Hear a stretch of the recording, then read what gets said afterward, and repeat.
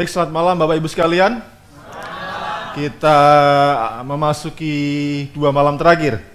Dan tentunya sebagaimana beberapa hari yang terakhir Saudara Daryl dengan Saudara Edmund menyatakan ini adalah kesempatan terakhir mereka untuk berbicara. Begitu pula pada malam hari ini adalah kesempatan terakhir saya untuk menyampaikan kebenaran firman Tuhan. Bila mana selama 6 kali kesempatan termasuk hari ini ada beberapa sikap dan cara di depan yang mungkin tidak cukup berkenan, saya mohon untuk dimaafkan. Tapi tentunya kita bersuka cita oleh karena pada malam hari ini kita akan mempelajari firman Tuhan. Dan saya ingin mengundang kembali Bapak Ibu sekalian untuk datang kepada ibadah kita atau seminar kita besok malam. Pada hari Jumat malam kita punya satu topik yang sangat penting, yaitu malam terakhir di bumi. Sebagaimana besok adalah malam terakhir, maka kita memberikan pelajaran untuk malam besok adalah malam terakhir di bumi. Dan pada hari Sabtu pagi, kalau kita melihat gambar seperti ini, kira-kira kita memberikan judul apa Bapak Ibu sekalian? Kita akan memberikan judul mesin cuci Tuhan. Tuhan punya mesin cuci di dunia ini. Dan untuk memulaikan pelajaran kita malam hari ini, saya mengundang kita berdiri dan kita menyanyikan lagu tema kita, Pandanglah pada Yesus.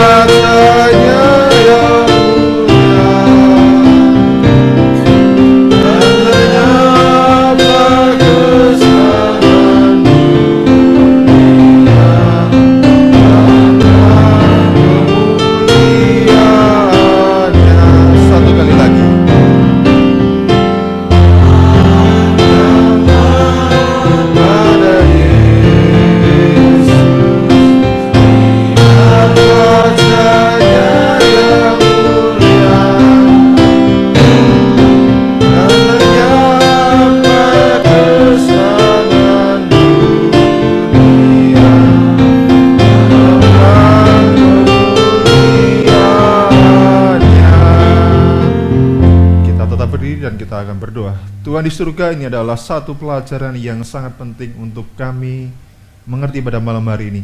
Ada begitu banyak orang yang membuat kesalahan di luar sana, dan kami rindu untuk tidak mengulang kesalahan yang sama seperti yang telah dibuat oleh ribuan banyak orang di luar sana. Bapa di surga, kami mohon supaya Roh Kudus-Mu menolong kami untuk mengerti, dan tidak hanya sekedar mengerti, tapi menolong kami untuk membuat keputusan yang benar pada malam hari ini. Terima kasih Bapa, dalam nama Tuhan Yesus kami telah berdoa, amin. Silakan duduk kembali Bapak Ibu sekalian, dan pelajaran malam kita hari ini dengan satu judul yang sangat menarik, 6 kesalahan paling tragis dalam sejarah. Saya ingin mengawali dengan satu pertanyaan. Ada berapa banyak dari antara kita di ruangan ini yang tidak pernah membuat kesalahan? Karena tidak ada yang menunjukkan tangan atau mengangkat jari bahwa tidak ada dari antara kita yang tidak pernah membuat kesalahan. Oleh karena ini, saya rindu untuk memastikan bahwa pelajaran kita pada malam hari ini sangat penting. Semua orang yang pernah hidup di dunia, kecuali Yesus, mereka pernah melakukan kesalahan. Sehingga sangatlah mengherankan apabila kita mungkin mengatakan, saya nggak mungkin buat kesalahan sehubungan dengan kebenaran firman Tuhan. Saudara sekalian, untuk mengawali pelajaran kita selama 5-10 menit ke depan, saya ingin menceritakan kisah seorang pria.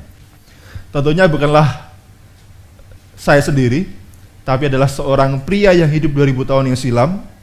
Dan itu juga bukan Yesus, tapi orang yang terlahir beberapa tahun sebelum Yesus lahir di dunia ini. Pria ini adalah orang yang terlahir di zaman kerajaan Romawi sedang berkuasa. Dan dia bukan orang Romawi, tetapi dia adalah salah satu warga dari satu bangsa yang menjadi jajahan kerajaan Romawi. Ketika dia kecil, dia seperti halnya anak kecil pada umumnya. Dan ketika dia menginjak remaja, dia seperti orang-orang remaja pada umumnya. Dan ketika dia menginjak dewasa, secara otomatis oleh karena dia adalah tawanan daripada kerajaan Romawi, dia menjadi tentara Romawi. Tapi dia tidak seperti halnya tentara Romawi yang lainnya.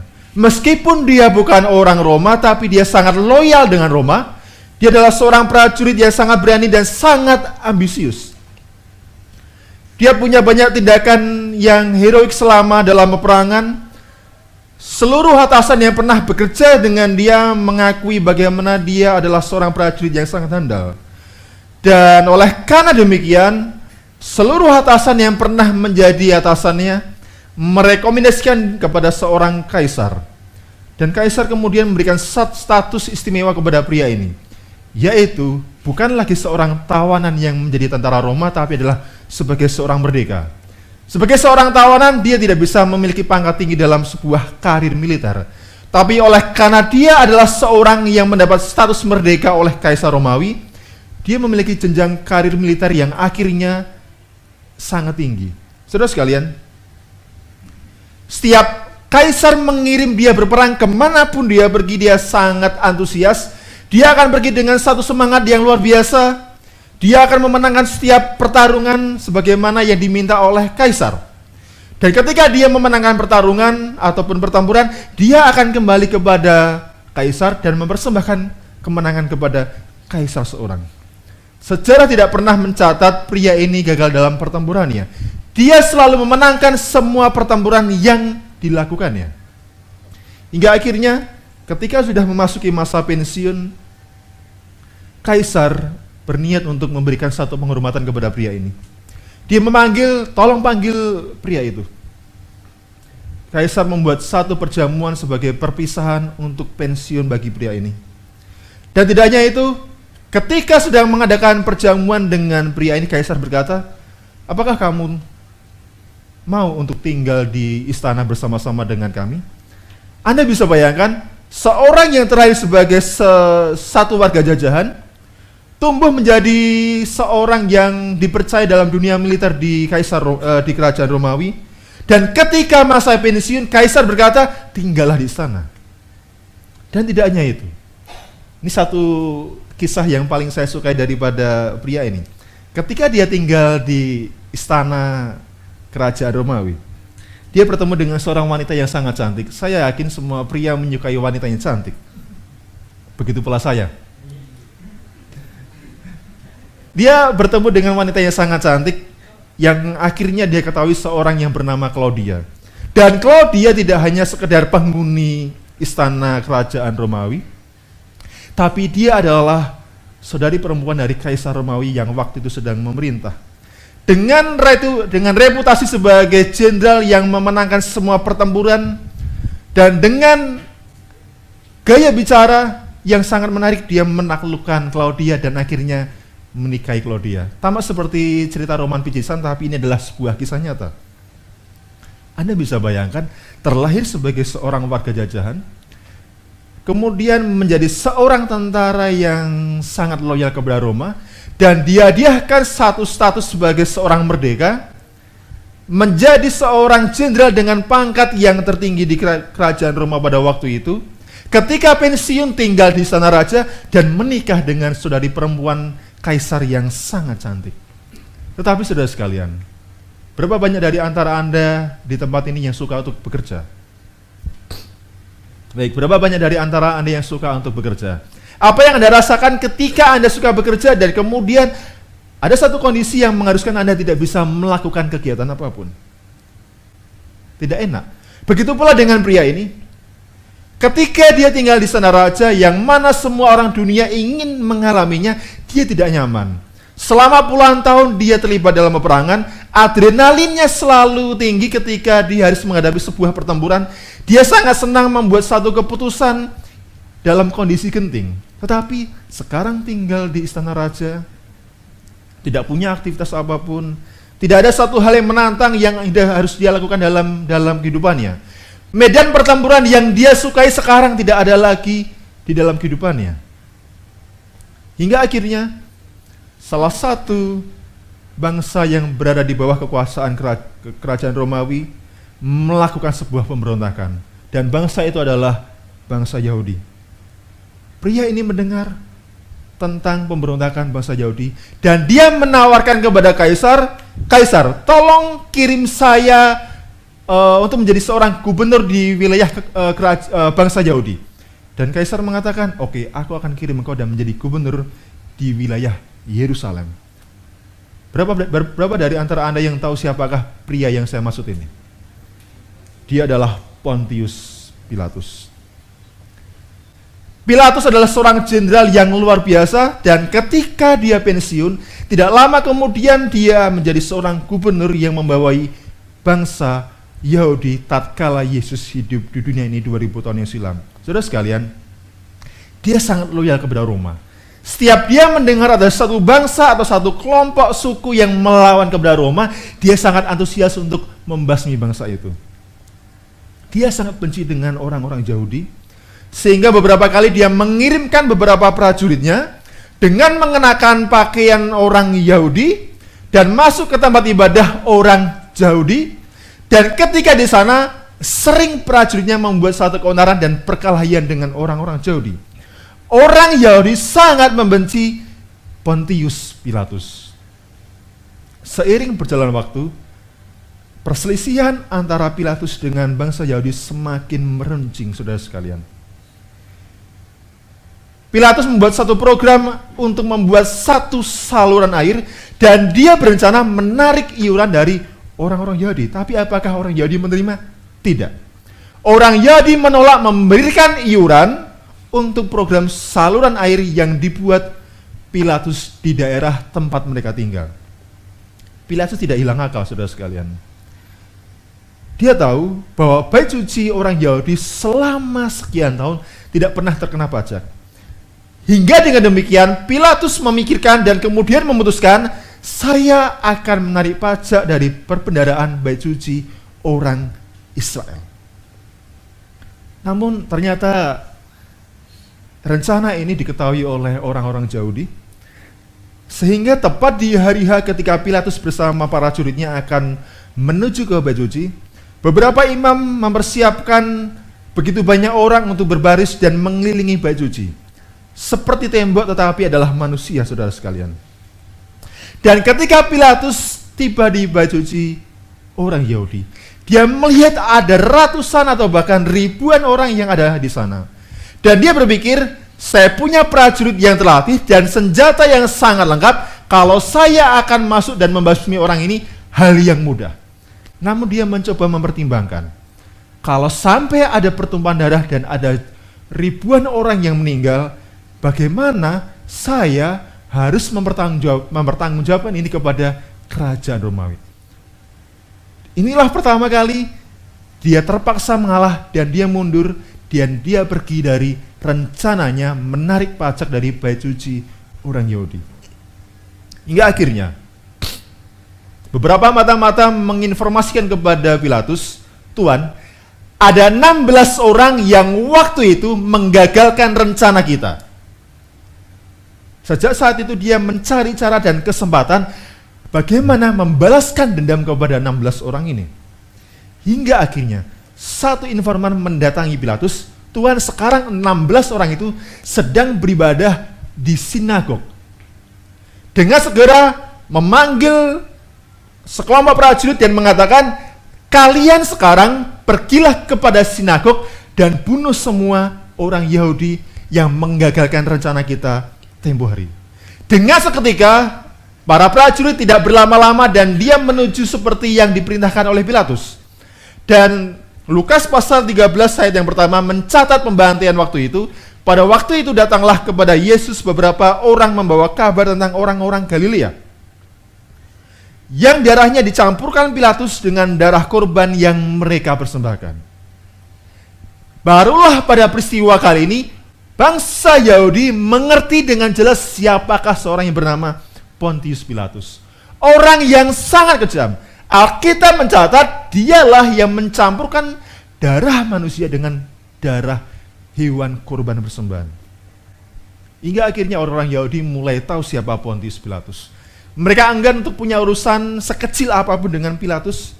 Dan seketika lamanya pula Pilatus tidak punya urusan dengan orang-orang Yahudi. Tetapi oleh karena satu keadaan, hingga akhirnya beberapa waktu kemudian, mereka berdua haruslah kembali berurusan. Satu waktu, Cerita ini berawal ketika Kamis malam. Yesus pergi ke Taman Getsemani. Dia berdoa, dia tahu besok siangnya dia akan disalibkan. Sepanjang malam dia berdoa, dia merasakan beban dosa yang luar biasa. Seluruh dosa dunia ditanggungkan di pundak Kristus. Pertanyaan saya adalah, di manakah Yesus kala itu? Di manakah para murid kala itu? Apakah ada satu pun dari antara mereka yang terjaga hingga pada pagi hari? Tidak. 12 murid, bahkan 3 orang yang paling dekat dengan mereka, Petrus, Yakobus, dan Yohanes, tertidur pada malam hari itu. Ketika guru mereka bergumul dengan luar biasa, menanggung dosa seluruh dunia, tak satu pun dari para murid yang terjaga pada malam hari itu. Saudara sekalian, apakah kita punya kerohanian yang tertidur seperti halnya 12 murid pada waktu itu? Tatkala Tuhan kita, pengantara kita di surga, sedang melakukan pengantaraan untuk kita, membela kita, berusaha untuk menyucikan kita, apakah kita tertidur secara rohani? Saudara sekalian, hingga akhirnya para murid terbangun saat mereka mendengarkan dari langkah satu pasukan pengawal bait suci, dan ketika mereka terbangun dari kejauhan, mereka melihat salah satu teman mereka bersama dengan mereka. Siapakah yang temannya ini? Yudas Iskariot, sang pengkhianat itu. Dengan satu tanda, dia mengatakan kepada pasukan pengawal bait suci, barang siapa yang kucium, tangkaplah dia. Saat Yudas dengan pasukan pengawal bait suci tiba tepat di depan Yesus, dia maju beberapa langkah, mencium pipi Yesus, dan saat itu juga pasukan menangkap Yesus Kristus. Matius 26 ayat yang ke-57 mengatakan, sesudah mereka menangkap Yesus, mereka membawanya menghadap Kayafas, imam besar. Saudara sekalian, tindakan para imam untuk menjemput paksa Yesus pada malam hari itu adalah tindakan ilegal dalam peraturan hukum orang Romawi. Karena mengapa? Tidaklah diizinkan satu orang awam atau satu kelompok orang awam menangkap orang lainnya pada malam hari.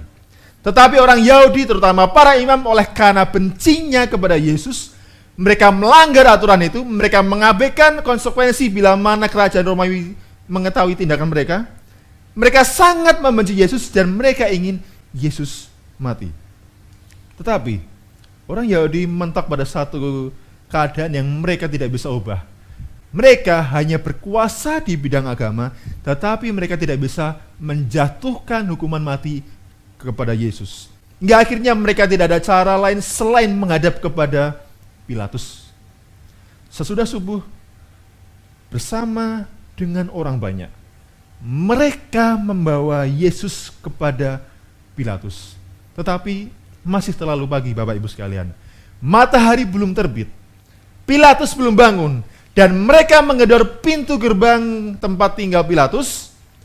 Para penjaga rumah Pilatus kemudian memberitahukan kepada pelayan-pelayan Pilatus, dan pelayan Pilatus memberitahukan kepada Pilatus dan membangunkan tuannya dan berkata, Tuan, ada orang-orang Yahudi di luar sana. Anda bisa bayangkan mungkin bagaimana wajah Pilatus ya. Saya tahu beberapa dari teman saya sukar untuk bangun pagi.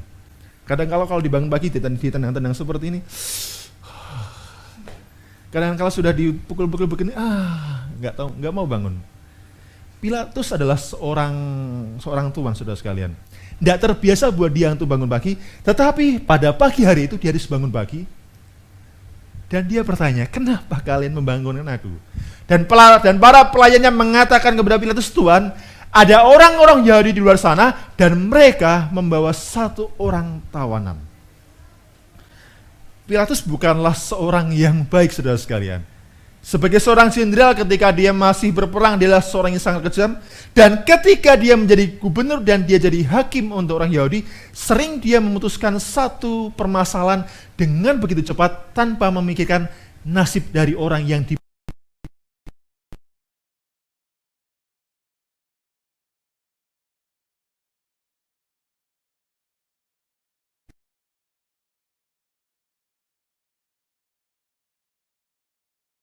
orang yang bersalah. Dia bisa kembali ke tempat tidurnya, dia segera putuskan dengan cara yang begitu cepat. Tetapi keadaan berubah. Ketika Kudus bekerja ke dalam hatinya, dia bisa melihat bahwa Yesus tidaklah sama dengan penjahat-penjahat yang lainnya. Orang yang dituduhkan Yahudi sebagai seorang penjahat, tidak tampak sedikit pun satu kerutan wajah penjahat di muka Yesus. Bahkan Pilatus berpikir, ini orang sungguh mulia bila mana dia menjadi raja sekalipun. Dia secara hati nurani diyakinkan Yesus tidak bersalah. Bahkan Matius 27 ayat yang ke-18 mengatakan, ia memang mengetahui bahwa mereka telah menyerahkan Yesus karena dengki. Saudara sekalian, Pilatus akhirnya menemukan satu alasan mengapa mereka membawa Yesus untuk diadili, karena orang-orang Yahudi menangkap Yesus karena satu alasan kebencian. Saudara sekalian, kalau Anda jadi Pilatus, apa yang Anda akan berbuat kepada Yesus? Apakah Anda akan melanjutkan peradilan bagi Yesus? Tidak, kita tentunya akan melepaskan dia. Tetapi akhirnya sejarah mencatat Pilatus melakukan 6 kesalahan paling tragis sepanjang sejarah dunia ini. Bagaimana kisahnya? Lukas 23 ayat yang pertama, mari kita baca bersama-sama 1, 2, 3.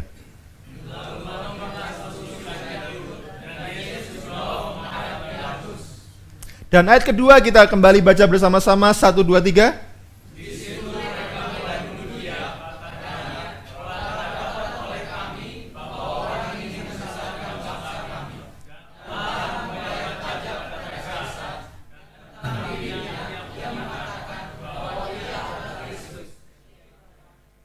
Bertolak belakang dengan hati nuraninya, orang-orang Yahudi mencoba untuk memprovokasi Pilatus dan mengatakan, ini adalah seorang penjahat.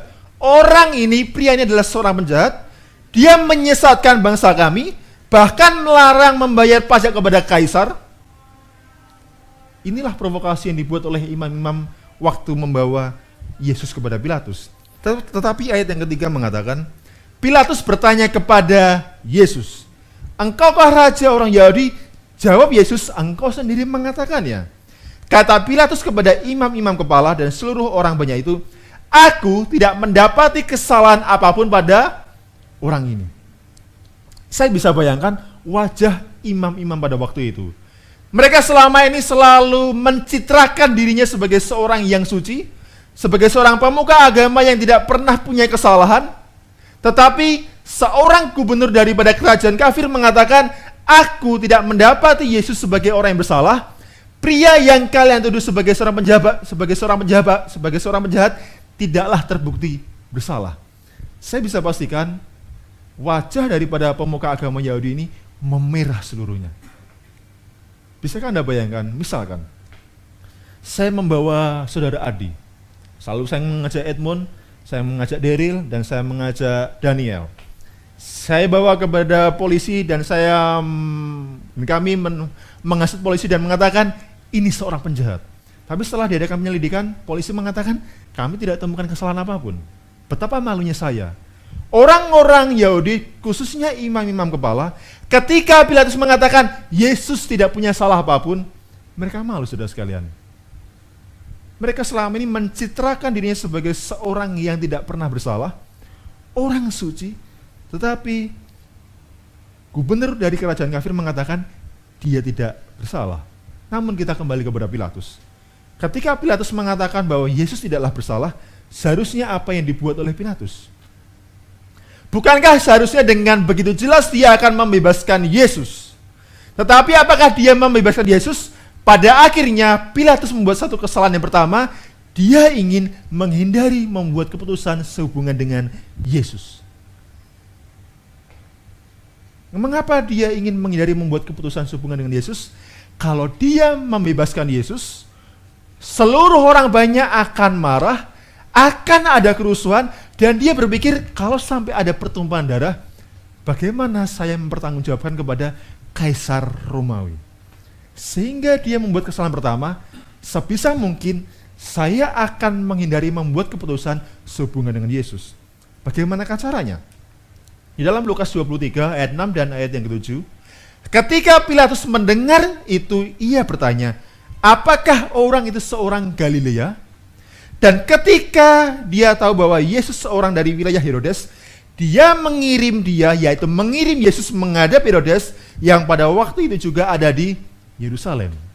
Setelah mendapat informasi dari beberapa orang, Pilatus mengetahui Yesus adalah orang Galilea. Dan siapakah yang berkuasa atas wilayah Galilea? Herodes. Selama kurun waktu beberapa saat lamanya, antara Pilatus dengan Herodes, mereka bermusuhan. Dan saat ini dalam pikiran Pilatus, saya akan kirim orang ini kepada Herodes, mungkin siapa tahu hubungan saya dengan Herodes menjadi akur kembali. Ada begitu banyak orang yang mencoba membuat dirinya yang sebelumnya bermusuhan dengan begitu banyak orang atau dengan orang lain, dan mencoba akur dengan orang lain dan mengorbankan Yesus. Apakah kita demikian?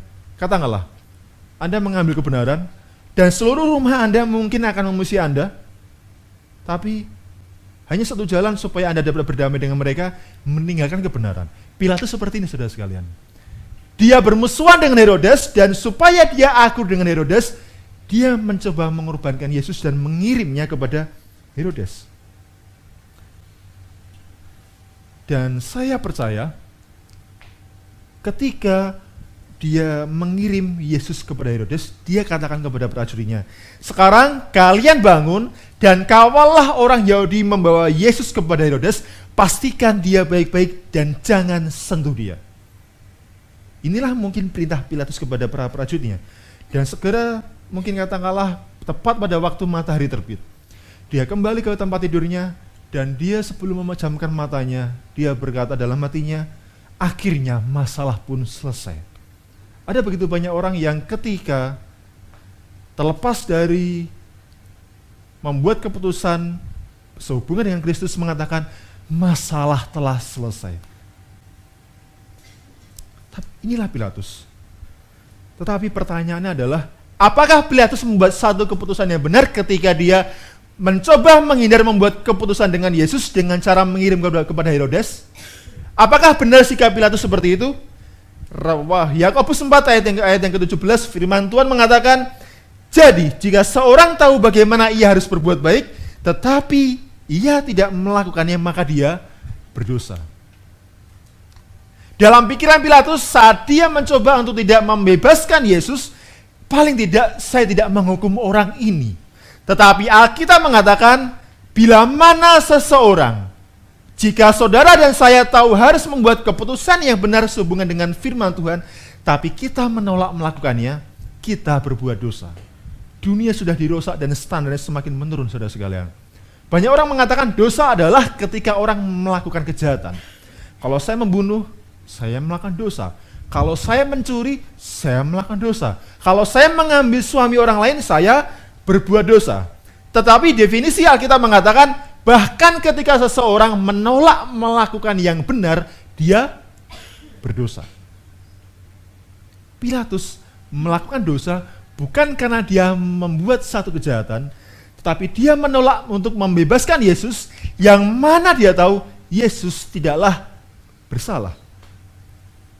Pertanyaannya adalah, ketika Pilatus menolak membuat keputusan sehubungan dengan Yesus, apakah kemudian Yesus akan kembali kepada Pilatus? Apakah ketika seseorang menolak membuat keputusan sehubungan dengan kebenaran firman Tuhan, untuk seketika lamanya mungkin dia terhindar dari sebuah pergumulan membuat keputusan dengan kebenaran? Saya bisa pastikan, suatu saat sepintar apapun tupai melompat akan jatuh pula.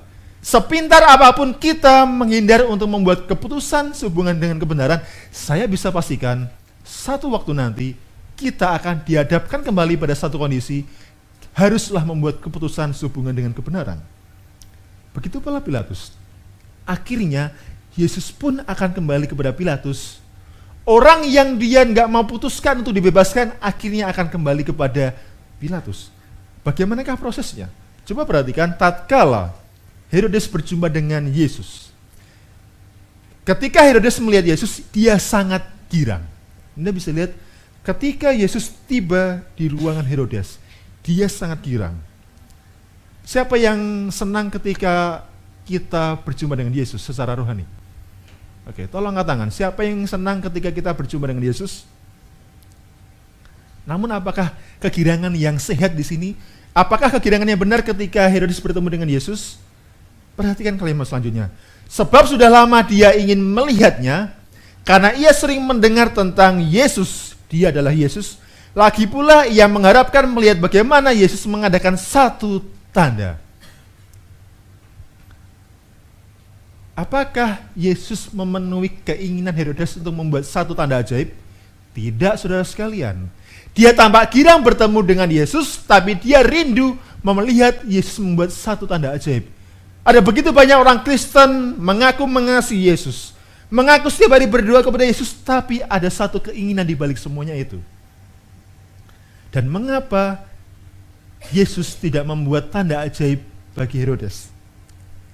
Tuhan tidak pernah membuat satu tanda ajaib bila mana kita hanyalah menginginkan untuk mengalami itu. Tanda ajaib akan dibuat Tuhan bila mana adalah untuk kebaikan kita. Tetapi bila mana kita rindu membuat satu tanda ajaib dari Tuhan, hanyalah untuk memuaskan keinginan kita, Tuhan tidak pernah membuat tanda ajaib. Kita lanjutkan bagaimana perjumpaan Herodes dengan Yesus. Herodes, ia mengajukan banyak pertanyaan kepada Yesus, tetapi Yesus tidak memberi jawaban apapun. Saudara sekalian, kalau ada orang yang bertanya kepada Anda, dan orang itu tidak mau menjawab pertanyaan Anda, sedikit patah kata pun tidak diucapkan, apa yang Anda rasakan? Saya seringkali pingin pukul orang itu kalau seandainya saya belum bertobat. Ada banyak orang mengatakan, kalau saya belum bertobat, saya akan pukul orang itu. Ini saya sudah bertobat tapi tangan saya belum bertobat. Begitu banyak orang mengatakan demikian. Tapi kita kembali kepada kisah Herodes. Mengapa Yesus tidak memberi jawaban untuk pertanyaan Herodes? Saudara sekalian, sebelum Herodes berjumpa dengan Yesus, dia adalah orang Yahudi. Dia adalah orang Yahudi asli yang ditunjuk oleh Kaisar Romawi menjadi gubernur di wilayah Galilea, di mana banyak orang Yahudi berkumpul di sana. Dia tahu banyak tentang Yesus, bahkan Yohanes Pembaptis pun menyatakan banyak informasi tentang Yesus kepada Herodes. Tetapi apakah Herodes bertobat dan menerima Yesus? Tidak, saudara sekalian. Ketika dia menerima terang, tetapi dia menolak mengambil keputusan sehubungan dengan terang yang dia miliki, meskipun dia bertanya begitu banyak sehubungan dengan kebenaran kepada Yesus, Yesus tidak memberi jawaban kepada Herodes. Saudara sekalian, sangat bahaya saat kita mengetahui terang kebenaran, tapi kita menolak membuat keputusan dengan terang kebenaran yang kita miliki. Saat kita menolak mengikuti terang kebenaran yang diberikan kepada kita, setiap apapun yang kita tanyakan kepada Tuhan, Tuhan tidak akan menjawab segala macam permohonan kita. Anda mengetahui terang, katakanlah 25% dari 100 terang yang Tuhan miliki. Tapi bagaimana mungkin Anda akan berharap memiliki 50 terang tambahan, sedangkan 25% Anda menolaknya. Dan apakah reaksi Herodes pada waktu Yesus menolaknya? Maka mulailah Herodes dan pasukannya menista dan mengolok-olok dia. Ia mengenakan jubah kebesaran kepadanya, lalu mengirim dia kembali kepada Pilatus. Sekarang kita menemukan jawaban, apakah saat Pilatus menolak untuk membuat keputusan tentang Yesus? Dan di kemudian hari, apakah Yesus kembali kepada Pilatus? Jawabannya adalah iya. Herodes mengirim Yesus kembali kepada Pilatus. Begitu perintah diberikan Herodes untuk mengirim Yesus kembali kepada Pilatus, orang banyak kembali berduyun-duyun. Mereka berteriak-teriak hingga akhirnya saat mendekati istana atau rumah Pilatus, kembali penjaganya lari kepada pelayan. Dan pelayan mengatakan kepada Pilatus, Tuhan, orang Yahudi kembali datang ke rumah ini. Orang Yahudi kembali datang ke kantor pengadilanmu. Pada waktu itu mungkin antara rumah Pilatus dengan kantor pengadilannya sangat berdekatan. Dan Pilatus kemudian bertanya, mengapa mereka kembali lagi? Dan dia bertanya kepada pelayannya, siapakah yang dibawa oleh orang-orang Yahudi itu? Dan pelayannya mengatakan, Yesuslah yang mereka tuduh sebagai penjahat. Seketika itu juga Pilatus mulai berpikir, mengapa orang ini harus kembali kepada saya? Mengapa saya harus kembali mengadili Yesus yang sesungguhnya tidaklah bersalah. Saya bisa bayangkan ketika Pilatus berjalan keluar untuk menemui Yesus, dia tampak begitu malas. Dan mungkin dia mengintip dari jendela apakah benar yang bersama dengan orang Yahudi adalah Yesus. Dan orang Yahudi melihat, Pilatus ragu-ragu. Dan dia mencoba menilai dari jendela yang sisi yang lainnya, dan orang Yahudi melihat, mengapa Pilatus tidak segera keluar? Dan mungkin saya bisa bayangkan, hampir 30 menit bisa jadi Pilatus menunda untuk keluar menemui orang Yahudi yang membawa Yesus. Dan ketika dia keluar, wajahnya tampak tidak antusias. Orang Yahudi tahu bahwa dia mencoba untuk menghindari membuat keputusan, tetapi di saat bersamaan, Pilatus tahu bahwa sesungguhnya dia harus membebaskan Yesus, tetapi dia membuat kesalahan yang kedua. Dia ragu-ragu apakah dia harus bebaskan Yesus. Saudara sekalian, ada begitu banyak orang yang ragu-ragu dengan kebenaran firman Tuhan. Saat firman Tuhan dinyatakan ayat demi ayat dengan cara yang paling jelas, ada begitu banyak orang yang mencoba mempertanyakan apakah firman Tuhan sebagaimana adanya. Coba perhatikan kalimat berikut ini. Semakin lama kita menunggu untuk membuat keputusan yang benar bagi Yesus, semakin sulit kita akan membuat keputusan yang benar. Ada begitu banyak orang yang menunda-nunda. Mereka mengatakan jangan sekarang, besok saya akan buat keputusan. Tetapi apakah besok buat keputusan? Tidak. Pada akhirnya mereka mengatakan minggu depan. Tapi apakah minggu depan mereka memutuskan yang benar dengan kebenaran? Tidak. Hingga bulan depan, tahun depan, dan mungkin ketika Tuhan datang yang kedua kali, mereka tidak membuat keputusan sehubungan dengan Yesus. Saudara sekalian, apakah kita ragu-ragu dengan kebenaran firman Tuhan? Sehingga kita gunakan keraguan-keraguan kita untuk membenarkan saat kita menunda membuat keputusan. Pilatus ragu-ragu untuk membenarkan dirinya agar dia tidak membebaskan Yesus pada waktu itu. Saudara sekalian, dan apa yang kemudian dibuat oleh Pilatus? Lukas 23 ayat yang ke-13 mengatakan, lalu Pilatus mengumpulkan imam-imam kepala dan pemimpin-pemimpin serta rakyat. Ayat yang ke-14 mengatakan kepada kita, dan berkata kepada mereka, kamu telah membawa orang ini kepadaku sebagai seorang yang menyesatkan rakyat.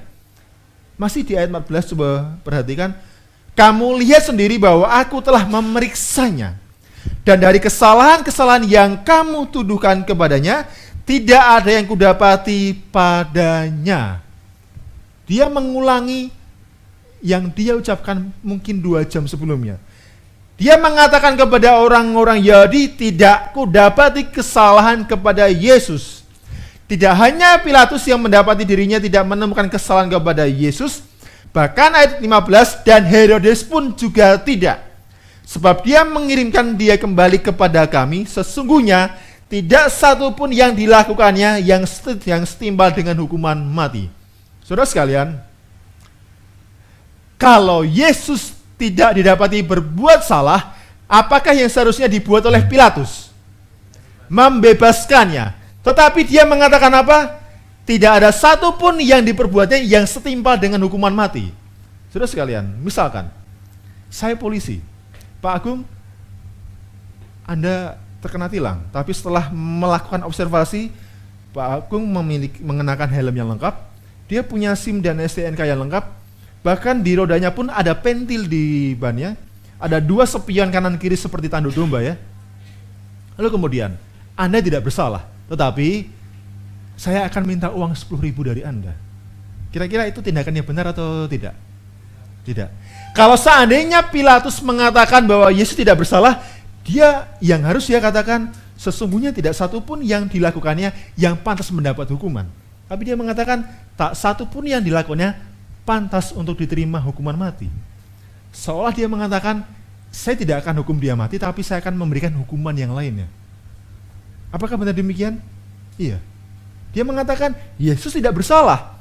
Sehingga karena dia tidak bersalah, dia tidak pantas dihukum mati. Seharusnya dia mengatakan, karena dia tidak bersalah, saya akan bebaskan dia. Dan coba apa yang diucapkan Pilatus di ayat yang ke-16.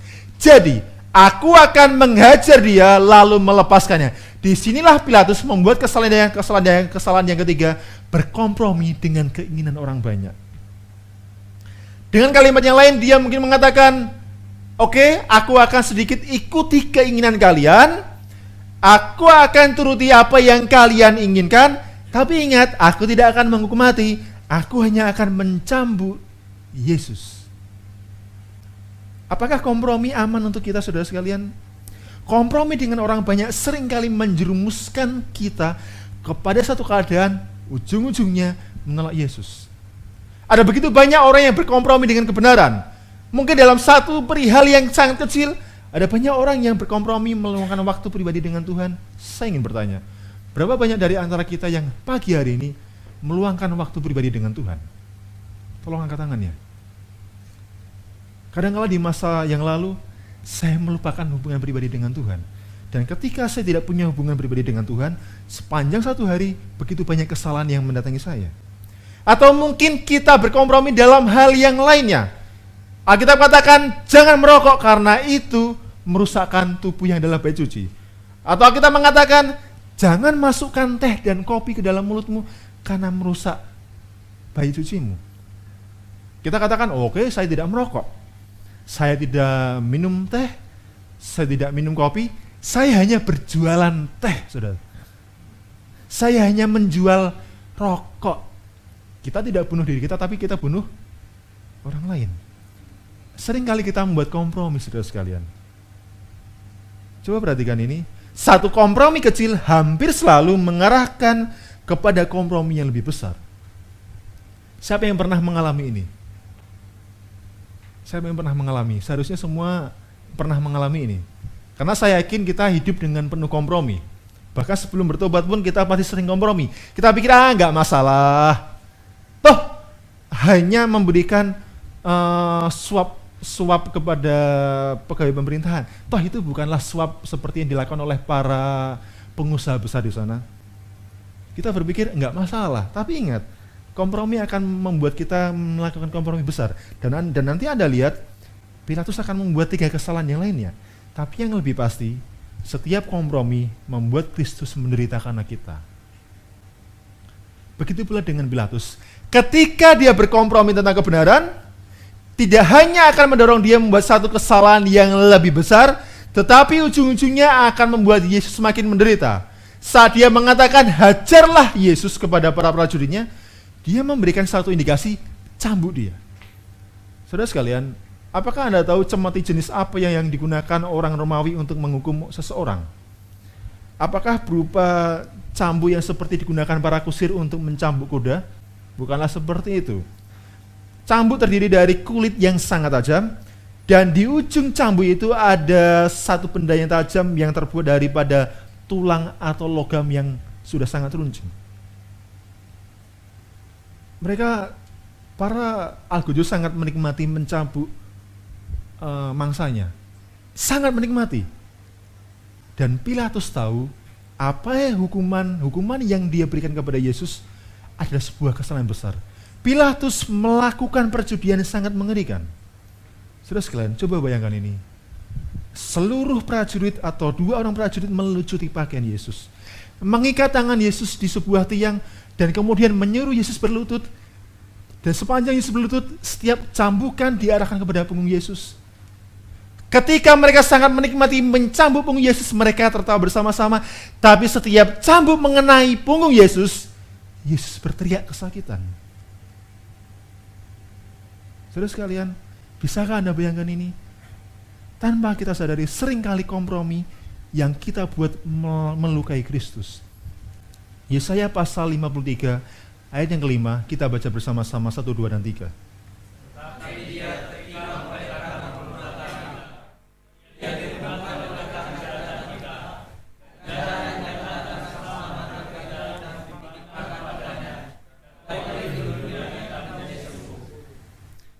Sadarkah kita saat kita membuat kompromi, saat kita melakukan pemberontakan, saat kita dengan sadar untuk tidak mau menurut apa yang firman Tuhan katakan, sesungguhnya Yesus sedang tertikam karena kesalahan kita, dia tertindis oleh karena kejahatan kita. Pilatus oleh salah satu kompromi yang dia buat, membuat Yesus tersiksa. Dan saya bisa bayangkan mungkin setengah jam kemudian, ketika Pilatus berpikir, sudah cukup, Yesus sudah sangat menderita. Seperti buat Pilatus ini seperti belum terlambat. Tapi dia sudah melakukan 3 kesalahan besar. Dia menarik Yesus, menghadapkan kepada orang-orang Yahudi, dan khususnya kepada imam-imam kepala, dengan satu kalimat yang mungkin saya bisa bayangkan, kalian sekarang lihat, dia sudah sangat menderita, dan saya akan bebaskan dia. Tapi apakah ini berhasil memujuk orang Yahudi untuk membebaskan Yesus? Tidak, saudara sekalian. Dan kemudian satu kalimat yang dikeluarkan oleh orang Yahudi, dan khususnya imam kepala, sangat mengerikan buat Pilatus. Kita baca bersama-sama 1, 2, dan 3.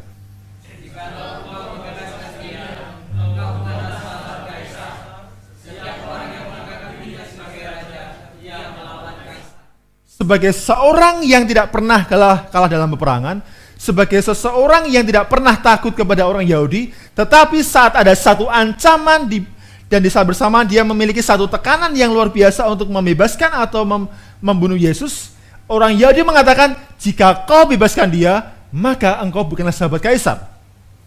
Setiap orang yang menganggap dirinya sebagai raja, dia melawan Kaisar. Saudara sekalian, Anda bisa bayangkan, ketika Pilatus menghukum Yesus, semua orang akan berasumsi Pilatus bersalah. Tetapi saat dia hendak membebaskan Yesus, seolah dia seperti pelin-pelan, seolah dia terkesan untuk tidak mau menganggap Yesus sebagai orang bersalah, padahal dia sudah mencambuk Yesus. Saya bisa pikirkan, kalau seandainya sungguh orang-orang Yahudi membawa satu fitnah kepada Kaisar di Romawi, Pilatus mulai merenung, aku akan dicopot dari pekerjaanku. Sahabat-sahabatku yang sebelumnya sangat akrab dengan aku, sekarang mungkin akan meninggalkan aku. Mungkin istriku kalau dia yang sangat cantik juga akan tinggalkan aku. Dia takut kehilangan semuanya. Dia takut bila menatu tuduhannya itu benar akan dilontarkan kepada Kaisar Romawi, dan Kaisar akan mencabut jabatannya, dan dia mungkin khawatir bahwa dia akan diberhentikan dengan cara yang tidak hormat. Pilatus membuat kesalahan yang keempat, dia mendahulukan pekerjaan dan sahabat daripada Yesus. Ada berapa banyak dari antara kita di sini? Ada begitu banyak orang berkata, saya punya pekerjaan. Tidak mungkin saya tinggalkan pekerjaan saya untuk beribadah pada hari Sabat. Mungkin saya akan dipecat. Atau mungkin yang masih bersekolah, tidak mungkin saya berhenti dari sekolah saya, atau saya tidak masuk kuliah pada hari Sabtu, hanyalah untuk beribadah pada hari Sabat. Ada banyak orang yang mengatakan demikian. Tidak mungkin saya berhenti menjual rokok, teh, dan kopi, sementara ini adalah penghasilan utama saya. Atau mungkin mengatakan, nggak mungkin saya tinggalkan segala macam makanan yang enak karena itu adalah kesukaan saya. Atau yang lain, nggak mungkin saya bergabung dengan gereja Advent, gereja yang benar, keluarga saya akan memilih saya. Tidak mungkin saya tinggalkan musik-musik kesukaan saya karena saya punya sahabat yang saya kasih di sana. Saudara sekalian, apakah semuanya layak bila mana kita bandingkan dengan Yesus? Yesus mengatakan, apa gunanya seorang memperoleh seluruh dunia tetapi ia kehilangan nyawanya. Pilatus 2000 tahun silam memilih dunia tetapi menolak Yesus. Apakah ini pula kesalahan yang akan kita lakukan di masa yang akan datang? Saya katakan masa yang akan datang bukanlah masa 1 tahun ke depan, tapi mungkin apakah setelah kita pulang dari tempat ini kita membuat satu keputusan yang salah sehubungan dengan kebenaran? Atau mungkin malam hari ini, di tempat ini, kita menolak membuat keputusan yang benar sehubungan dengan Yesus. Saudara sekalian, Pilatus sangat terjepit pada waktu itu. Dia sudah membuat 4 kesalahan. Yang seharusnya dibebaskan Yesus, tapi dia menghindar membuat keputusan. Dia ragu-ragu, dia mencoba kompromi. Dan yang terakhir, yang keempat, dia lebih mengutamakan pekerjaan, mengutamakan keluarganya, mengutamakan sahabatnya, dan dia menolak Yesus. Dan sekali lagi, dia mencoba mencari solusi. Apa yang harus saya lakukan supaya Yesus bisa bebas? Saudara sekalian, dia berkuasa untuk membebaskan Yesus tanpa satu tadeng aling-aling. Tapi dia mencari celah, apa yang bisa saya buat untuk membebaskan Yesus? Dia teringat, tahun di mana Yesus diperhadapkan kepada dia adalah satu masa di mana orang Yahudi berhak meminta satu orang penjahat untuk dibebaskan. Sekejam apapun penjahat itu, namun pada tahun itu, tahun 31 masih adalah tahun yang mana Romawi memberikan satu kebebasan kepada orang Yahudi, meminta untuk membebaskan penjahat meskipun adalah penjahat kelas kakap. Namun dia tahu, dia ingat kepada satu orang yang di sudut penjara. Siapakah dia? Barabas. Barabas adalah seorang teroris, dia seorang pembunuh yang paling kejam yang pernah ada di zaman Yesus. Dia perampok, dia pemerkosa. Sehingga dalam pikiran Yesus, saya akan sandingkan antara Yesus di sebelah kanan dan saya akan sandingkan Barabas di sebelah kiri. Orang akan bisa melihat dan membedakan Yesus tampak tidak bersalah, sedangkan Barabas tampak seperti seorang penjahat yang sangat kejam. Orang yang normal pasti akan memilih membebaskan Yesus. Apakah Pilatus berhasil dengan strateginya? Saat dia bertanya dalam Matius 27 ayat yang ke-17, siapakah yang kamu kehendaki untuk kubebaskan bagimu? Yesus Barabaskah yang disebut Yesus ataukah Kristuskah? Lalu dia mengulangi pertanyaannya, siapakah di antara dua orang ini yang kau kehendaki untuk kubebaskan bagimu? Dia bertanya, kalian, mana yang akan kalian pilih? Yesuskah yang bebas atau Barabaskah yang bebas? Saat dia melepaskan pertanyaan, orang Yahudi sedikit terdiam dan dia sambil berharap dan penuh keyakinan, saya yakin orang Yahudi memilih Yesus untuk dibebaskan. Tetapi jawaban orang Yahudi, bebaskan Barabas. Bebaskan Barabas. Pilatus menjadi sangat heran. Apakah mereka telah kehilangan akal sehat? Mengapa mereka memilih Barabas untuk dibebaskan? Dan sekali lagi dia bertanya kepada orang banyak. Kata Pilatus kepada mereka, jika begitu, apakah yang harus kau perbuat dengan Yesus yang disebut Kristus? Dia memberi kesempatan kepada orang Yahudi. Dan satu kalimat yang kemudian diucapkan oleh orang Yahudi di ayat yang ke-22, salibkan Yesus, dia harus disalibkan. Dan seluruh orang banyak mengikuti pernyataan para imam, salibkan dia, dan salibkan dia. Ketika orang telah dikuasai oleh setan, dia akan bisa menolak Yesus yang tampak demikian rapinya, yang tidak menunjukkan satu muka seorang penjahat, namun dia lebih memilih seorang Barabas yang begitu kejam.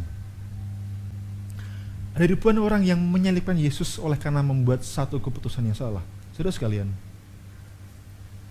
ketika Anda diperhadapkan tentang Yesus kepada Anda, manakah yang Anda pilih? 2000 tahun silam, salah satu cara Pilatus untuk bisa membebaskan Yesus, dia menghadapkan Yesus di sebelah kanan dan di sebelah kiri ada Barabas. Dia meminta orang Yahudi yang memutuskan siapakah untuk dibebaskan, dan dia salah dalam perkiraan. Orang Yahudi memilih agar Barabas yang dibebaskan. Dengan demikian, dia membuat kesalahan yang kelima, berdiri sebagai orang netral. Dia tidak ingin memutuskan. Biarlah bangsa Yahudi yang memutuskan siapakah yang hendak dibebaskan. Apakah Yesus di sebelah kanan atau Barabas di sebelah kiri? Dia mencoba untuk tidak mau membuat keputusan. Biarlah bangsa itu yang membuat keputusan. Adakah dari antara kita yang mencoba berdiri netral, saudara sekalian? Saya punya banyak teman di gereja saya yang lama. Saya nggak bisa tinggalkan mereka. Oke, saya akan tetap beribadah pada hari Sabat, tapi hari Minggu saya akan kembali beribadah di gereja itu. Alkitab katakan hari Minggu adalah tanda binatang. Dan Alkitab katakan hanya satu gereja yang benar.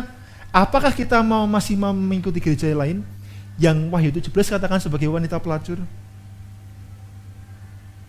Saudara sekalian, terkadang orang berdiri di pihak netral agar dia mencoba menghindari membuat keputusan sehubungan dengan Yesus.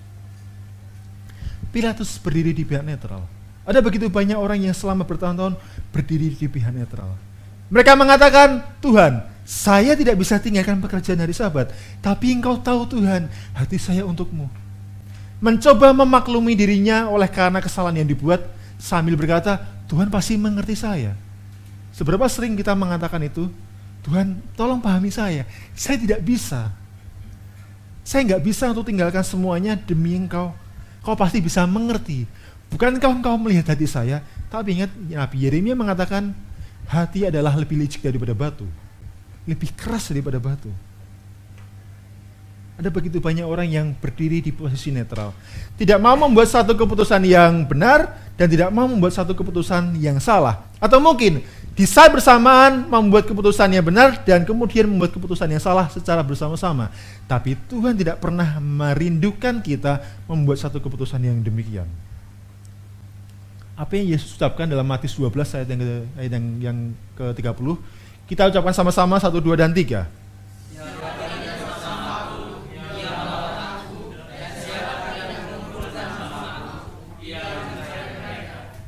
Jangan pernah untuk membuat atau berdiri di posisi netral.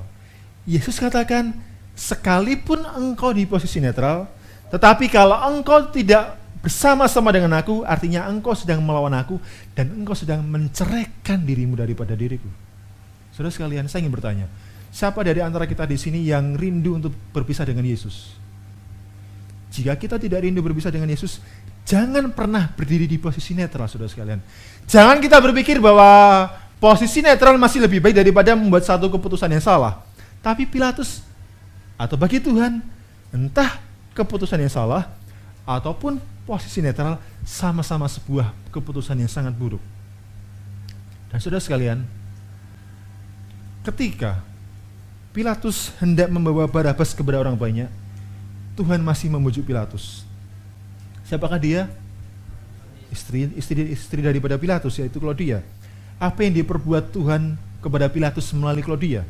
Di dalam Matius 27 ayat 19 firman Tuhan mengatakan, ketika Pilatus sedang duduk di kursi pengadilan, istrinya mengirim pesan kepadanya, jangan engkau campuri perkara orang benar itu, sebab karena dia aku sangat menderita dalam mimpi tadi malam.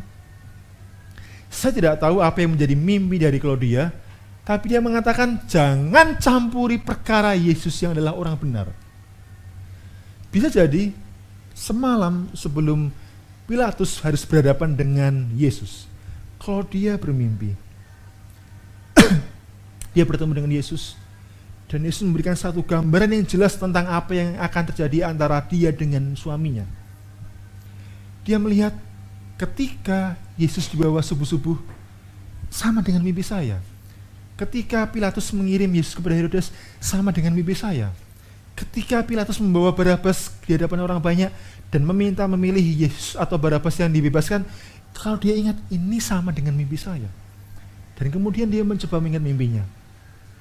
Dia lihat bila mana Pilatus membuat kesalahan, beberapa jam kemudian Yesus akan disalibkan dan bumi bergoncang oleh karena kemarahan surga kepada dunia pada waktu itu.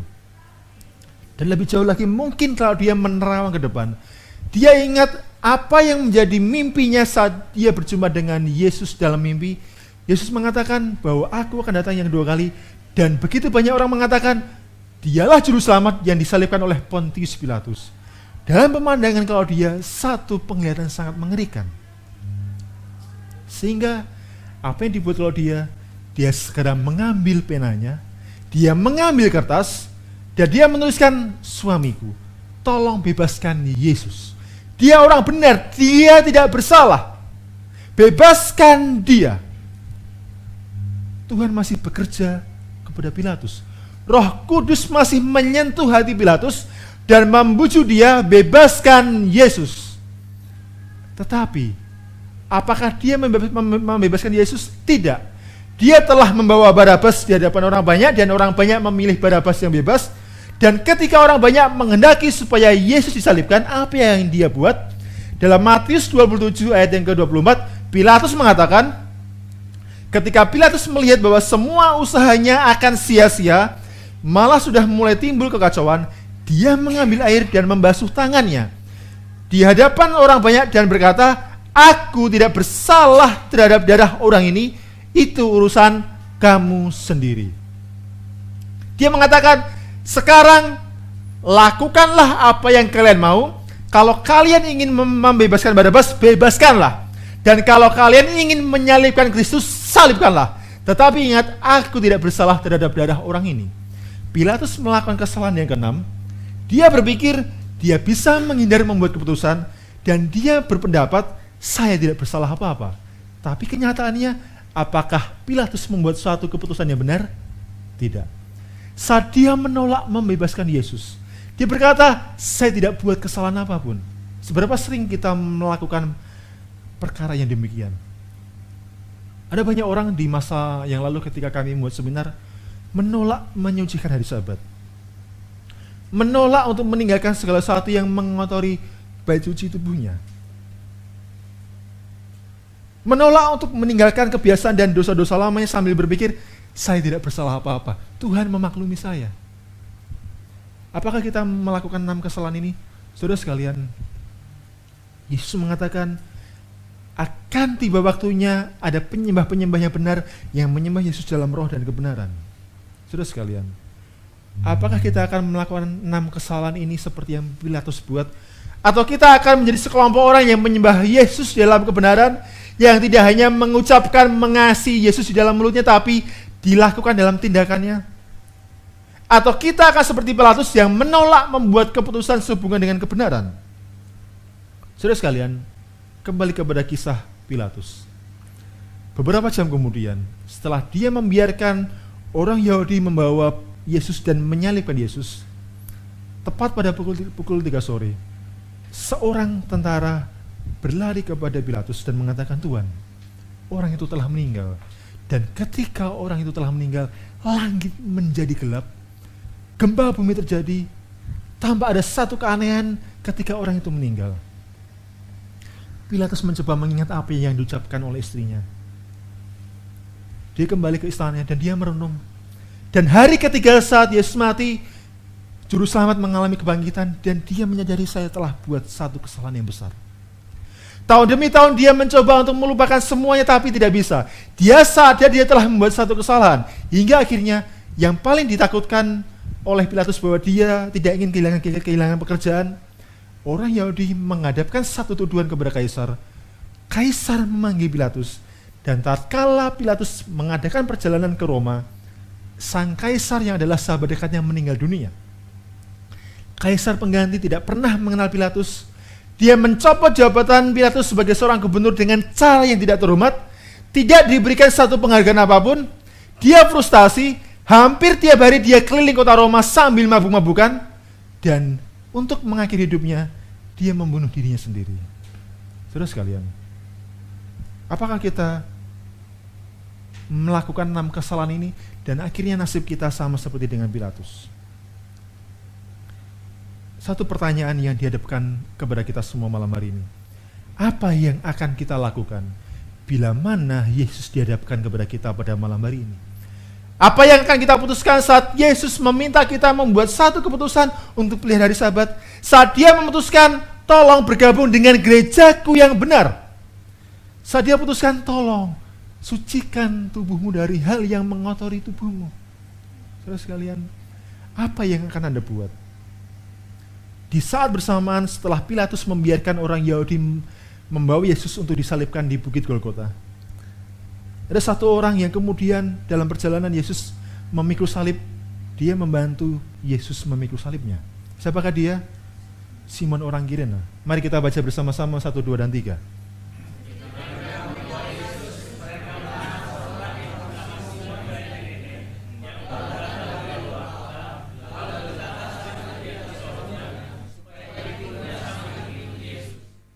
Sangat bertolak belakang dengan Pilatus yang mengizinkan orang Yahudi untuk menyalibkan Yesus. Tetapi Simon dari Kirene yang mungkin tidak pernah tahu siapa Yesus, tidak pernah bertemu dengan Yesus, tetapi di tengah perjalanannya dia dipaksa oleh salah seorang prajurit dan diminta untuk memikul salib Yesus. Dia tidak menghindar. Mungkin alasannya adalah kalau dia menolak, prajurit akan menyiksa dia. Tapi saudara sekalian, Anda boleh perhatikan, saat seseorang yang punya kuasa untuk membebaskan Yesus tapi menolaknya, tetapi ada satu orang yang memikul salib bersama dengan Yesus. Apakah Anda mau mengikuti jejak Simon dari Kirene memikul salib Yesus? Tetapi apakah Anda akan menyalibkan Yesus kembali oleh karena dosa dan pemberontakan kita? 2000 tahun silam, tangan yang terbiasa untuk memberkati orang banyak, tangan yang terbiasa untuk dijulurkan kepada orang yang sedang mengalami duka, tangan yang biasa untuk menyembuhkan orang yang sedang sakit, kaki yang setiap hari berjalan untuk melakukan rencana keselamatan. Tetapi tahun 31 Masehi, orang benar ini tidak berdaya di kayu salib, saudara sekalian. Ibrani 2 ayat 9, Rasul Paulus memberikan kesaksian bagi kita. Tetapi dia, yaitu Yesus, yang untuk waktu yang singkat dibuat lebih rendah daripada malaikat-malaikat, yaitu Yesus, kita lihat, yang oleh karena penderitaan maut dimahkotai dengan kemuliaan dan hormat, supaya oleh kasih karunia Allah ia mengalami maut bagi semua manusia. Setara dengan Tuhan, tapi merendahkan diri, menjadi orang yang berkekurangan, mengalami maut untuk saudara dan saya. Tetapi penderitaan terbesar Yesus bukanlah ketika dia dicambuk. Apa yang membuat Yesus sungguh menderita bukanlah ketika tangannya dipaku, bukanlah ketika kakinya dipakukan di kayu salib, bukan. Tetapi saat dia mengucapkan satu perkataan, Allahku, Allahku, mengapa engkau meninggalkan aku? Penderitaan terbesar Yesus bukanlah pada fisiknya, tetapi saat dia menyadari dosanya, dosa dunia, ditanggungkan kepadanya di kayu salib, dan dia merasakan keterpisahan dengan Bapaknya di surga. Dia mengatakan, Bapa, mengapa kau tinggalkan aku? Bagi para orang tua, bisakah Anda bayangkan, mungkin ketika anak Anda mengalami ancaman kematian, tetapi Anda ingin membebaskan anak Anda, namun Anda tidak berkuasa membebaskan dia. Bukankah itu menghancurkan hati kita sebagai orang tua? Ketika Yesus mengatakan, Allahku, Allahku, mengapa engkau meninggalkan aku? Bapa berkuasa untuk menyelamatkan Yesus, tapi Bapa tidak melakukan apapun karena dia ingat saudara dan saya harus diselamatkan. Begitu pula dengan Yesus. Ketika dia melihat tertawaan orang banyak mengolok-olok dia. Dia mendengar bagaimana orang banyak menertawakan dia. Apakah dia memerintahkan satu kelompok malaikat dari surga, tolong bunuh orang-orang itu dan lepaskan pakuku? Apakah Yesus mengatakan seperti itu? Tidak. Dia berkata kepada Bapa, biarkan saya tergantung di kayu salib, agar Pak Agung selamat, agar Edmund selamat, agar Sotio selamat, agar Rubianto selamat, agar Pak Hinman selamat. Dia tidak mengatakan tolong lepaskan pakuku. Dia berkata kepada Tuhan, Tuhan tolong. Sekiranya mungkin karena aku mati di kayu salib, keselamatan masih tetap ada, dan siapa tahu Pilatus pun masih bisa bertobat. Saudara sekalian, bisakah Anda bayangkan, Yesus mati bukan karena sakit fisik yang dia derita, tapi oleh karena dia menanggung dosa yang luar biasa. Dia berkuasa untuk melepaskan diri dari penderitaan salib, tapi dia tidak melakukan apapun. Dia tetap tinggal di kayu salib, dan saya bisa bayangkan mungkin malaikat mendekati Yesus dan memohon, Tuhan tolong supaya aku bebaskan engkau. Tapi apa yang diucapkan Yesus? Stop, sampai di sana. Jangan buat apapun. Aku harus di kayu salib supaya dunia diselamatkan. Anda bisa bayangkan kasih seperti apakah yang dipunyai Tuhan kita. Dan dia hanya mengatakan, membuat satu permintaan bagi kita. Setiap orang yang mau mengikut aku, dia harus menyangkal dirinya, memikul salibnya dan mengikut aku. Saudara sekalian, apakah Yesus meminta Anda tersalib dengan dia? Apakah Yesus meminta Anda tersalib dengan dia? Tidak. Apa yang Yesus minta? Memikul salibnya. Tersalib di kayu salib hanyalah Yesus sanggup menahannya.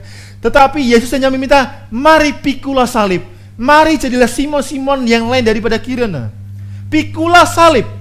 Aku tidak minta kalian mati di kayu salib, tapi pikulah salib. Tapi apakah kita membuat satu keputusan yang salah dengan Pilatus, yang sama dengan Pilatus, yang sama dengan Herodes? Apakah kita membuat satu keputusan yang salah seperti hanya orang-orang Yahudi yang menyalibkan Yesus?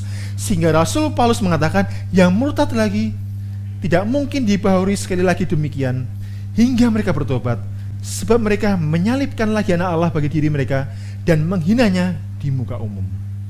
Saudara sekalian, mari kita putuskan, apakah kita mau memikul salib bersama dengan Yesus? Apakah kita memutuskan, Tuhan saya mau bergabung menjadi anggota gereja yang benar, saya mau bergabung menjadi satu kelompok umat Tuhan yang benar, saya mau pikul salibku? Tetapi apakah kita orang yang kemudian menjadi murtad lagi dan akhirnya menyalibkan Yesus untuk kesekian kalinya saat ini? Coba bayangkan, Yesus di sebelah kanan Anda. Dia sedang memohon kepada Anda, tolong terima aku. Tidak hanya sekedar menerima aku, kebenaranku tolong terima. Putuskan pada malam hari ini. Saudara sekalian, 28 malam kita telah mengadakan pertemuan. Dan di 2 malam terakhir ini kita akan mendekati masa-masa terakhir seminar kita. Semua kebenaran atau hampir atau sebagian kebenaran kita telah pelajari bersama-sama. Dan apa yang kita putuskan sehubungan dengan kebenaran itu? Yesus mengatakan, carilah dulu kerajaan surga dan kebenarannya. Kebenarannya. Saat kita menemukan kebenaran, apakah kita menolak membuat keputusan yang benar sehubungan dengan kebenaran Kristus? Ketika saya melawat, beberapa orang mengatakan kepada saya, Mas Setio, saya mencari kebenaran. Tapi saudara sekalian, ketika kebenaran dihadapkan kepada kita, apakah kita membuat keputusan yang benar seperti halnya Simon dari Kirene memikul salib Kristus? Apakah kemudian kita mengulangi kesalahan Pilatus? Anda mungkin mengatakan, saya hanya ragu-ragu, saya tidak membuat 6 kesalahan seluruhnya. Atau yang lain mengatakan, saya hanya kompromi kecil. Atau mungkin masih berpikir, saya berdiri di posisi netral. Saudara sekalian, apa yang akan kita buat bila mana Yesus dihadapkan kepada kita? 2000 tahun silam, Tuhan menolong Pilatus. Tapi dia menolak membuat keputusan yang benar sehubungan dengan Yesus. Malam hari ini, kita tidak tahu apa yang terjadi saat kita meninggalkan gedung ini. Tuhan memanggil kita. Apakah kita mau membuat keputusan yang benar sehubungan dengan Yesus?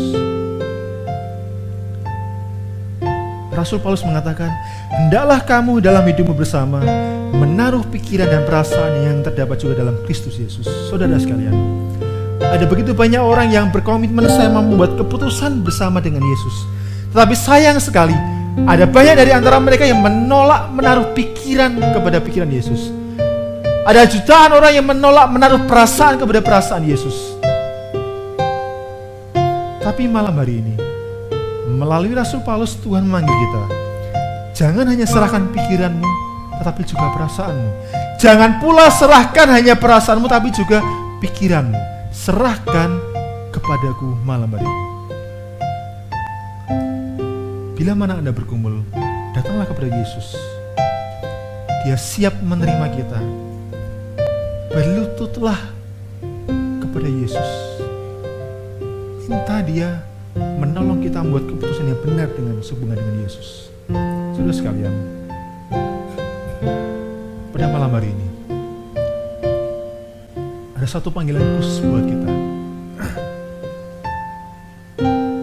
Barang siapa yang ingin bersama-sama dengan Simon memikul salib Yesus, yang mau mengatakan, Tuhan, saya mau tinggalkan kehidupan saya yang lama, saya mau bergabung dengan gerejamu, saya mau sucikan harimu, karena itu adalah meteraimu.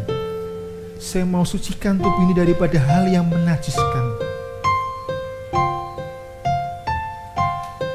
Tuhan memanggil kita pada malam hari ini. Di manakah kita akan membuat keputusan? Saudara sekalian, satu lagu mengatakan, hati Yesus penuh kasih bagimu. Kasih suci itu kasih yang sungguh.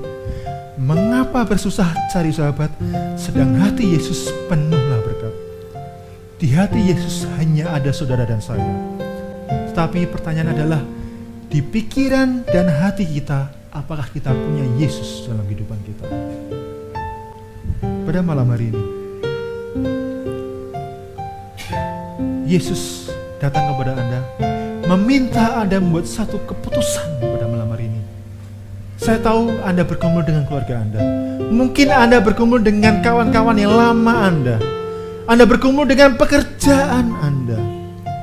Tapi Rasul Paulus mengatakan, segala perkara dapat kutanggung di dalam Yesus yang memberikan kekuatan kepadaku. Yesus sanggup menolong kita. Bila mana 8 tahun silam dia sanggup menolong saya, mengapa sekarang kita masih ragu? Bila mana di masa lalu dia sanggup menolong saya, pastikan tuntut janjinya janji yang Dia dulu genapi dalam diri saya tuntut buat diri Anda sendiri, saudara sekalian. Saat ini, bagi siapa saja yang rindu memutuskan yang benar bersama dengan Kristus, hanya bagi yang rindu memutuskan yang benar bersama dengan Yesus, tolong balik berdiri.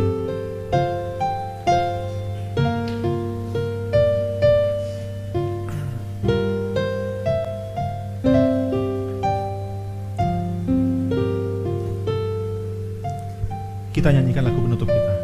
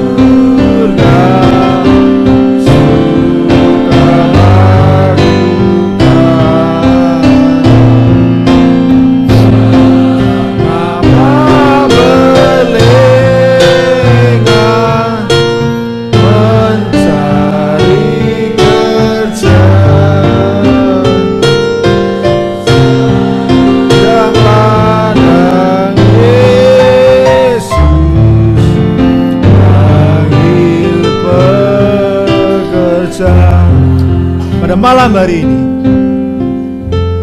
kita memasuki 2 malam terakhir, saudara sekalian. Ada sekian banyak kebenaran yang telah kita pelajari bersama-sama, dan Yesus rindu kita membuat keputusan sehubungan dengan kebenaran itu. Bagi barang siapa yang memutuskan mengikuti seluruh kebenaran yang telah kita pelajari selama 20 malam sebelumnya, saya undang Anda untuk maju ke depan dan tunjukkan komitmen Anda kepada Yesus.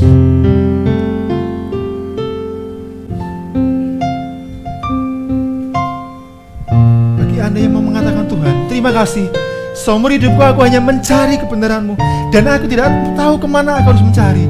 Tetapi selama 1 bulan di kota ini, ada satu seminar yang Tuhan adakan. Ada begitu banyak benih-benih kebenaran yang telah aku pelajari, dan aku mau putuskan malam hari ini, aku mau berjalan selaras dengan kebenaran. Bagi barang siapa yang memutuskan, saya undang untuk maju ke depan. Tolong putuskan malam hari ini. Apakah Anda mau menyalibkan Yesus seperti Pilatus, atau Anda mau memikul salib bersama dengan Kiren? Bagi barang siapa yang rindu untuk memutuskan berjalan selaras dengan kebenaran yang telah kita pelajari. Saya mohon, majulah lebih ke depan bersama-sama dengan saya di tempat ini.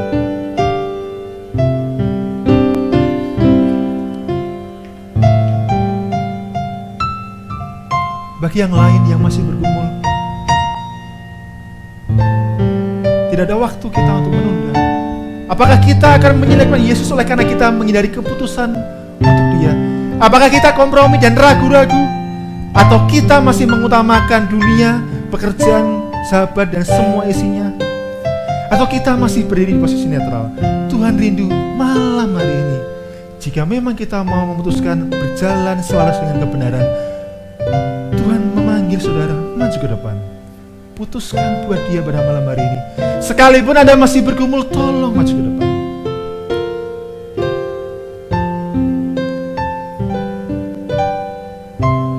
Bagi barang siapa yang bergumul, tolong berdoa dalam hati Anda sambil kita menyanyikan bayi dan keempat.